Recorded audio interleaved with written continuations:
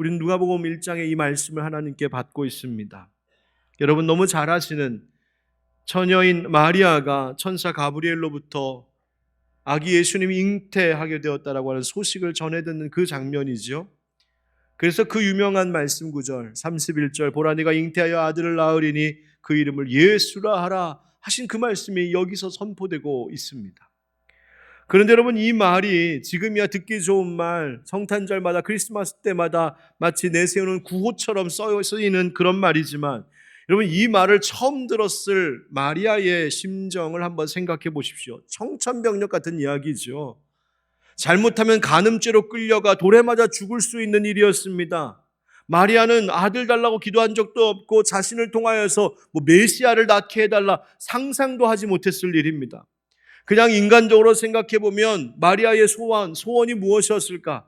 요셉하고 결혼하기로 한 요셉하고 무사히 잘 혼례를 치르고 달콤한 신혼생활 시작하고 필요한 신접살림 잘 준비되고 좀 더해서 하나님 은혜 주시면 요셉이 운영하는 목공소 한번 대박 나갔고 그렇게 먹는 것 걱정 안 하고 사는 것 걱정 안 하고 사는 것, 여러분 인간적으로 보면 그게 사람의 소원 바람 아니었겠습니까?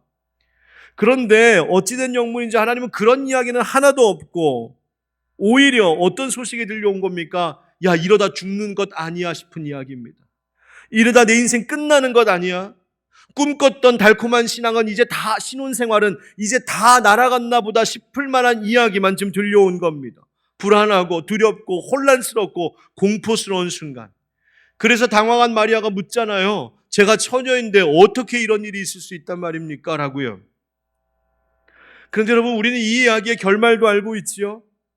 37절 말씀에 대저 하나님의 모든 말씀은 능하지 못하심이 없느니라.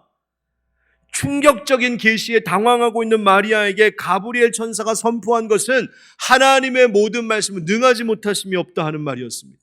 이것을 달리 번역하면 하나님께는 불가능한 일이 없다 하는 뜻입니다. 하나님은 다 하실 수 있다.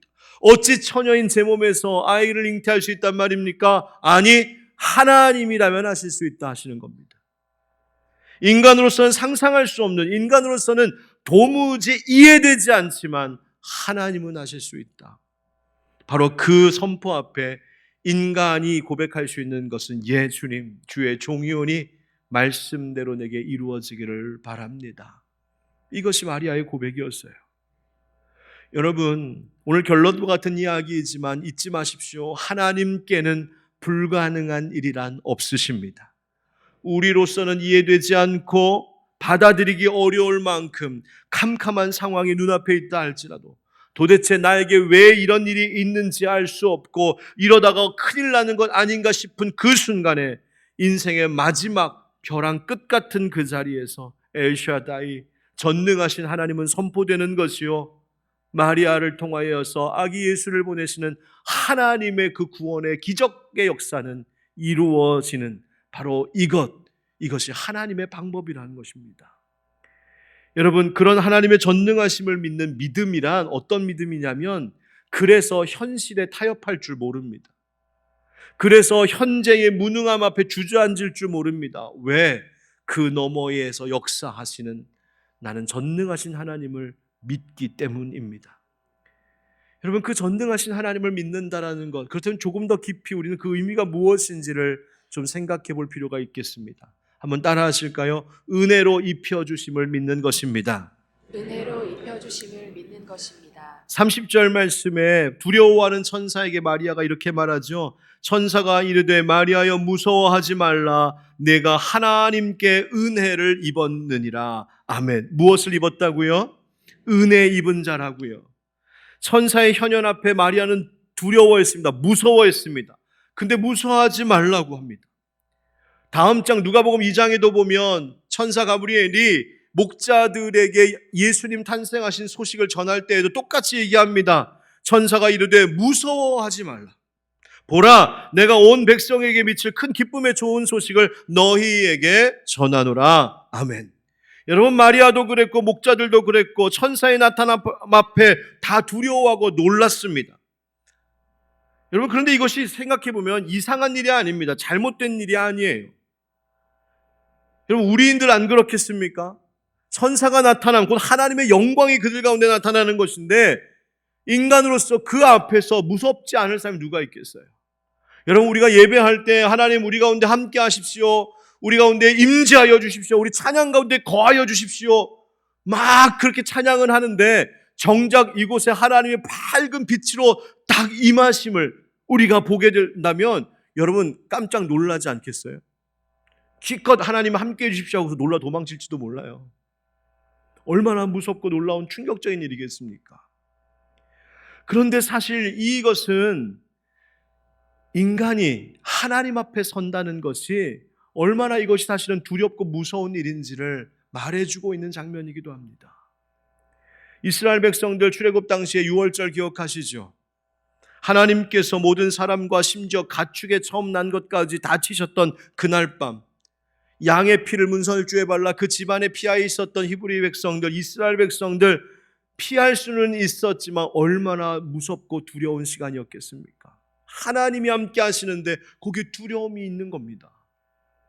광야에서 저들이 시내산에 있을 때 구름에 빽빽하게 있는 그 하나님의 임재와 영광 앞에 백성들은 두려워했고, 성막을 지어 보응할 때 그 위에 하나님의 임재가 나타날 때 백성들은 두려워했습니다.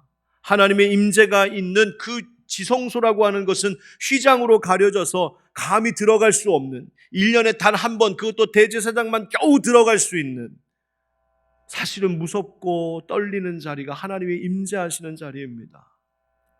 그런데 여러분, 그게 이상한 일이 아닌 것은 왜 그렇습니까?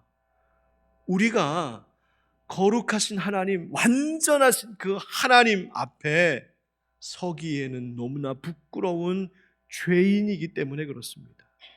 죄인이니 하나님 앞에 서는 게 무서울 수밖에요. 죄인이니 하나님 완전하신 그분 앞에 서는 것이 떨릴 수밖에 없죠. 그런데 그렇게 하나님 앞에 죄 많은 인간으로서 감히 나아가 당당히 설 수 없는 인간인데 오늘 천사가 지금 뭐라고 말하고 있냐면 무서워하지 말라. 네가 하나님의 은혜를 입었느니라. 받아들여졌다는 거예요.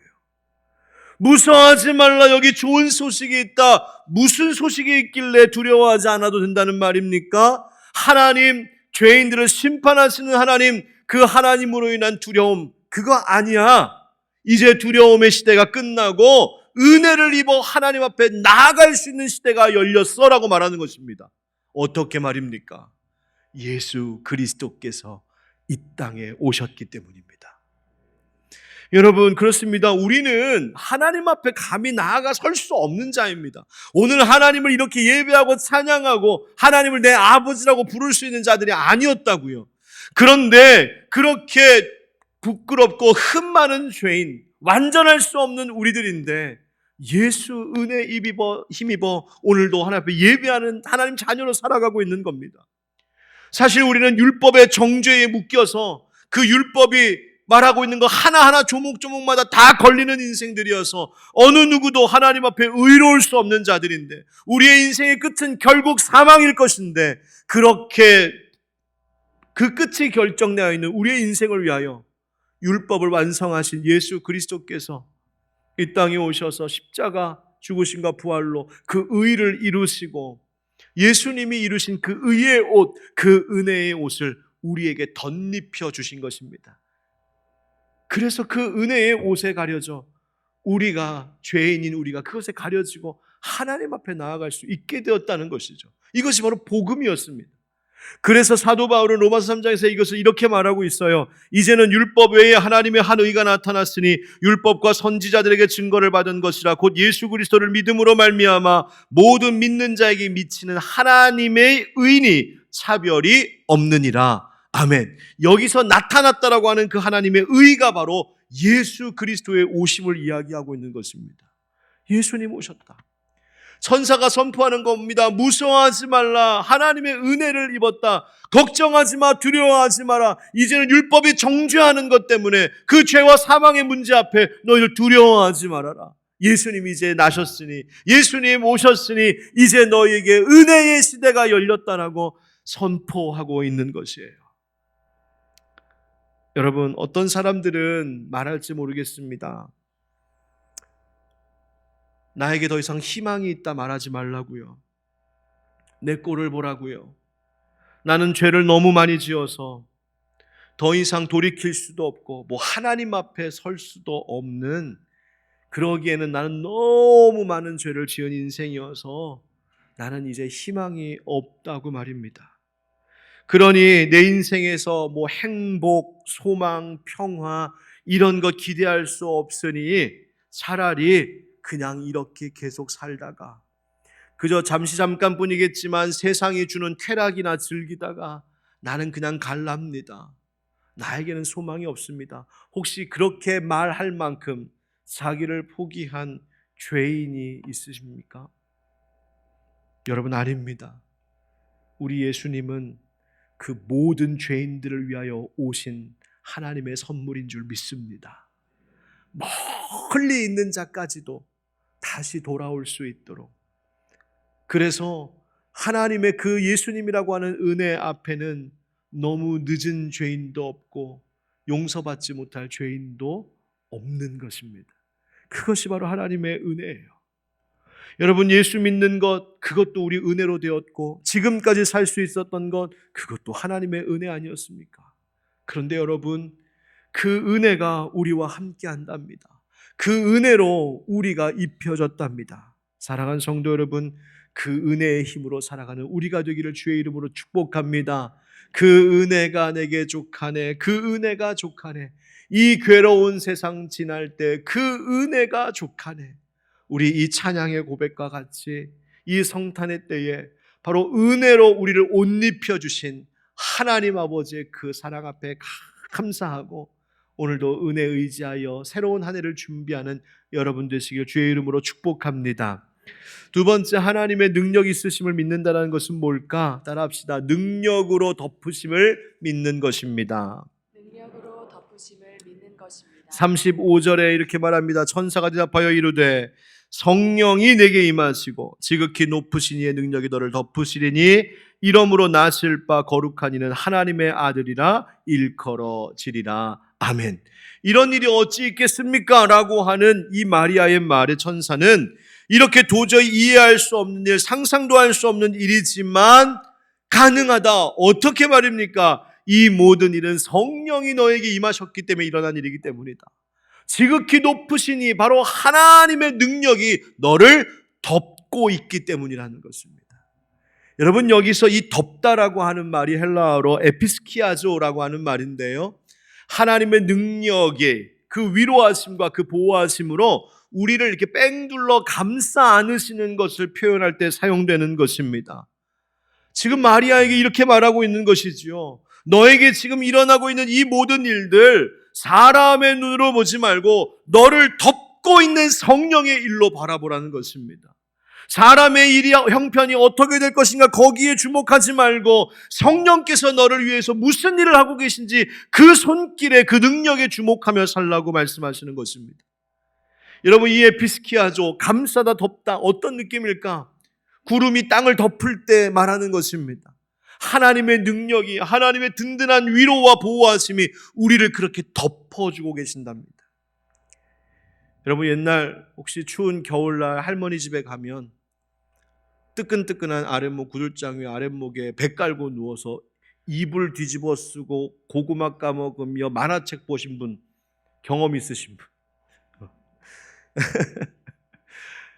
어떤 느낌인지 아시죠? 여러분, 그 추울 때 그 따뜻한 이불이 싹 나를 덮고 있을 때, 할머니 냄새, 엄마 냄새 나는 이불이 나를 덮고 있는 그 포근함, 그 감싸함. 지금 여러분, 이 마리아를 그렇게 덮고 계신 것이 다른 그것이 아닌 바로 성령의 능력이랍니다. 그러니 너의 상황과 너의 실력 때문에 주저앉지 말고 그것 때문에 울고 있지 말고 그것 때문에 두려워하지 말고 너를 통하여 역사하시는 그 성령의 능력을 바라보라고 말하고 있는 것이죠. 여러분, 유다 백성들이 바벨론의 포로로 잡혀 있다가 다시 예루살렘으로 돌아왔을 때 예루살렘은 폐허였습니다. 거기에 하나님의 성전을 다시 세우고 그 폐허 그 황무지의 예루살렘 성을 다시 재건한다는 일은 사람의 관점으로 보면 야 이게 가능할까? 아니 이건 불가능한 일이 할 만한 일이었습니다. 그래서 다른 이방인들도 막 놀렸습니다. 조롱했습니다. 니들이 그걸 어떻게 한다고. 그런데 그 일을 맡겨주신 하나님 맡겨주신 스룹바벨에게 하나님이 하신 말씀이 있죠. 바로 스가랴 4장 6절입니다. 우리 한번 같이 읽어봅시다. 시작. 그가 내게 대답하여 이르되 여호와께서 스룹바벨에게 하신 말씀이 이러하니라. 만군의 여호와께서 말씀하시되 이는 힘으로 되지 아니하며 능력으로 되지 아니하고 오직 나의 영으로 되느니라. 아멘. 무엇으로 되게 하신다고요? 나의 영. 누구의 영입니까? 하나님의 영, 성령의 능력이라면 된다는 겁니다. 내 힘 아니고 내 실력 아니고 내 능력 아니고 하나님의 성령이 너희를 감쌀 때, 하나님의 능력이 너희를 덮을 때에 그 일은 된다 하시는 것입니다. 여러분 지금까지 우리가 살아온 삶의 여정을 한번 되돌아보십시오. 여러분 개인적인 삶도 그렇고 가정도 그렇고 모든 걸 한번 가만히 돌아보십시오. 우리 하늘빛 광성교회 지난 1년 아니 지난 9년 동안 걸어왔던 여정도 생각해 보세요. 곰곰이 생각해 보면 힘들고 어려운 일 너무 많았잖아요. 그런데 그 내 힘으로 할 수 없었던 일들, 내 능력 밖의 일들, 여러분 교회 일도 보니까 목사가 할 수 있는 일이라는 게 별로 없더라고요. 돌아보니까 온통 실수투성이이고요. 부족한 많은 흔적들 뿐이었습니다. 가정도 그렇고 사업도 그렇고 모든 일이 그렇습니다. 그런데 그렇게 흔들릴 때마다 할 수 없을 것 같을 때마다 아이고 여기서 끝이구나 싶은 그때마다 마치 아브라함의 99살 같은 그때마다 하나님의 능력이 우리를 덮어주셔서 여기까지 왔습니다. 여기까지 살게 하셨습니다. 지금 우리가 예배할 수 있도록 하나님 여기까지 능력으로 함께 하신 것인 줄 믿습니다. 여러분 그리스도인은 사람의 실력으로 사는 자들이 아닙니다. 성령의 능력으로 사는 자들이에요. 그래서 시편의 기자도 말합니다. 지존자의 은밀한 곳에 거주하며 전능자의 그늘 아래에 사는 자여 나는 여호와를 향하여 말하기를 그는 나의 피난처요 나의 요새요 내가 의뢰하는 하나님이라 하리라. 아멘. 전능자의 그늘 아래 사는 자들이랍니다. 여러분 오해하지 마십시오. 내가 능력이 있어지는 게 아닙니다. 내가 실력이 월등하게 커져가는 것이 아닙니다. 나는 여전히 연약합니다. 여전히 무지합니다. 무능합니다. 그러나 전능하신 하나님, 불가능이 없으신 하나님, 하나님이 말씀하시면 된다 하는 이 사실을 믿는 이 성도들이 그 전능하신 하나님의 은혜의 그늘 아래 거하면 나는 여전히 부족하지만 하나님이 하신다는 말씀입니다. 여러분 믿으십니까? 바로 그것이죠. 능력 붙드는 것이죠. 여러분 이제 새해에도 하나님의 능력의 그 그늘 안으로 들어오십시오. 다른 데 가지 마시고요. 그 하나님의 능력의 그늘 아래에 살 때에 하나님의 그 능력 있으심이 우리의 삶을 통해 나타나게 될 줄 믿습니다.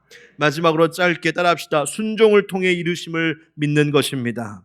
순종을 통해 이루심을 믿는 여러분 마리아에게 이 놀라운 일이 일어난 역사 결국 38절의 말씀과 같이 주의 여종이오니 말씀대로 내게 이루어지이다. 바로 이 고백 때문이었습니다. 말씀대로 될 줄 믿습니다. 여러분 여기서 하나님의 말씀이라고 표현된 이 단어가 바로 여러분 한 번쯤 들어보셨을 거예요. 레마라고 하는 것. 여러분 말씀에 로고스라는 것이 있습니다. 그 지식 이것을 얘기하는 로고스와의 말씀이 있는가 하면 그 말씀이 생생하게 살아있어서 내 안에 부딪혀오고 이것이 내 이야기가 되고 내 속에서 살아있는 것처럼 지속적으로 역사할 때 바로 그런 말씀을 레마의 말씀이라고 이야기하는데 바로 지금 마리아가 주의 여종이오니 말씀대로 내게 이루어지이다 했던 그 말씀이 바로 레마의 말씀입니다. 여러분 사람이 아닌 하나님의 능력을 주목할 때 받아들일 용기가 생겼어요.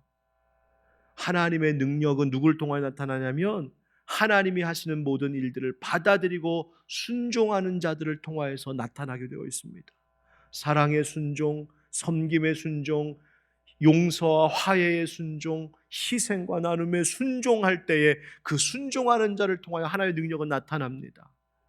이번 성탄절 준비하면서 우리 한국교회 초창기 성탄절의 모습은 어땠을까 궁금해서 막 찾아보니까 몇 가지 자료가 좀 있더라고요. 그 가운데 하나만 좀 소개하면 1896년 감리교 선교사로 평양 지역에서 사역하셨던 노블이라고 하는 부인이 계셨는데 이 선교사님이 성탄의 기록을 남겨두었습니다. 이런 거예요. 성탄과 새해가 다가왔다가 지나갔습니다. 나는 성탄 전야에 부인들을 우리 집에 초대했는데 부인 30여 명이 그들의 아이들을 데리고 왔습니다. 우리는 기도하고 노래하고 성탄절에 대해서 이야기했습니다. 그리고 나서 거기에 있는 사람들과 아이들에게 과자와 사탕을 나누어 주고 밤으로 그들을 대접했습니다. 먹는 밤. 예. 그때 나눠줬던 밤이 고요한 밤, 거룩한 밤이라고요. 예. 죄송합니다. 예, 그리고 성탄절 아침 예배 드렸습니다. 한국인들이 나무를 하나 마련했는데 사람들이 그 앞에 북적거렸습니다. 크리스마스 추리 얘기하는 거겠죠. 두 방이 사람들로 가득 차 바닥에 앉기도 하고 뒤엔 서기도 하고 우리 작은 예배당에 약 200명 가량이 모였습니다. 목사님이 성탄절 설교를 하신 후 한 부인이 재빨리 거기 있는 모인 성도들에게 선물을 나누어 주었습니다. 막 이런 이야기합니다. 또 이듬해인 1897년에는 정동제일교회에서 정동 예배당 앞에 그 배제학당 회당 앞에 등불 수백 개를 켜고 제일 큰 십자 등 한 개를 만들어 거기에 금으로 된 글씨로 광주 동방, 빛이 동쪽 나라의 빛이다 라고 하는 글씨를 높이 공중에 들고 아이들에게 실과 과일을 나누어 주며 기쁜 날을 표했다, 이런 기록도 있습니다. 여러분, 얼마나 아름다운 성탄 예배의 풍경입니까? 얼마나 기쁨이 넘치고 나눔의 즐거움이 있었겠습니까? 그런데 생각해보면 여러분, 그 당시에 비하여 오늘 우리의 이 풍족함은 말로 다 할 수 없죠. 우리의 지금 누리는 풍족에 비하여 그 당시의 교회가 무엇이 그렇게 넉넉했겠습니까? 그런데 그 힘들고 어려운 상황, 정말 깜깜하고 두렵고 이 어려운 이 조선 땅에서 선교하셨던 그 선교사님들, 그런데 이 두려움이 많은 현실, 불가능할 것 같은 이 땅에, 이 황폐했던 조선 땅에 너희가 가서 아기 예수님 탄생하신 복음을 전하라라고 하는 그 하나님의 뜻을 레마의 말씀으로 받고, 예, 주의 종이 오니 주의 말씀대로 이루어질 것입니다 고백하며 순종했던 선교사님들을 통하여 이 땅 가운데, 이 조선 땅 가운데, 영적으로 암울했던 이 땅 가운데 주의 교회가 세워지기 시작했습니다. 성탄의 빛이 비춰지기 시작했습니다. 성탄의 캐롤 찬양 소리가 울려 퍼지기 시작했다는 말입니다. 사랑하는 성도 여러분, 그렇습니다. 순종하는 자들을 통하여 하나님은 이루실 줄 믿습니다. 어려움 많은 시대라고 하죠. 영적으로 어두워지고 윤리적 도덕적으로 무너지고 상처와 슬픔이 많고 가정도 아파합니다. 노인들이 외로워하십니다. 젊은이들이 미래가 희망이 없답니다. 기업들이 휘청거린답니다. 불가능할 것 같은 인생의 문제, 사회적 문제들이 산적해 있는 우리네 인생입니다. 그러나 여러분, 잊지 마십시오. 하나님께는 불가능한 일이 없는 줄 믿습니다. 그래서 이 어둠에도 빛을, 상처의 치유를, 두려움의 평안을 주시는 우리 예수님, 바로 그분으로 인하여 이 땅 가운데 하나님의 선하신 뜻은 능히 이루어질 줄 믿습니다. 바로 이것이 성탄의 소식입니다.